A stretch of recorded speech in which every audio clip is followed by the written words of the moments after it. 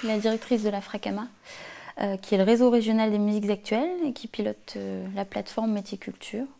Il y a un site internet, métiersculture.fr, qui est un site d'information ressources et qui est un des outils finalement du projet plateforme. La plateforme, en fait, c'est un projet qui permet de structurer, on va dire, le secteur culturel.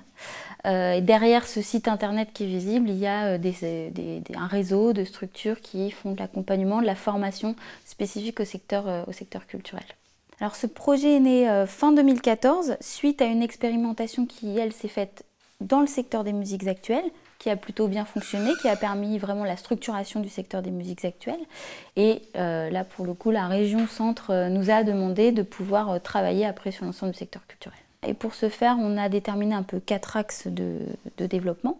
Donc le premier axe, c'est tout d'abord cette concertation permanente, l'idée de mettre tout le monde autour de la table, donc les acteurs de la formation, les acteurs de l'accompagnement, pour qu'ils puissent travailler ensemble et faire ressortir des besoins ensemble, et ensuite produire des formations et de l'accompagnement ensemble. Le deuxième axe, lui, tourne plutôt autour de l'observation et de la ressource. Donc là, on y trouve le fameux site internet Métiers Culture, mais pas que, puisqu'on a aussi un petit peu d'observation. Donc on fait des travaux autour d'enquêtes ou d'études qui permettent aussi de faire ressortir les besoins en termes de formation, mais aussi les problématiques liées à l'emploi.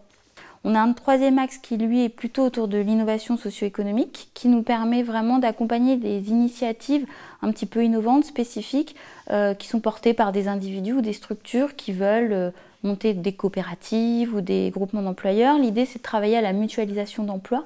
Ce sont des choses assez récentes quand même, et l'idée, c'est de faire ça au mieux et de voir comment on peut accompagner ces dynamiques. Et le dernier axe, lui, tourne autour plutôt de la formation professionnelle et la mise en œuvre de parcours de formation, avec l'idée de pouvoir accompagner les personnes sur du long terme avec plusieurs outils, un diagnostic des besoins, la mise en place de modules de formation collective, mais aussi de formation au sein des structures, et l'évaluation ensuite des parcours des personnes.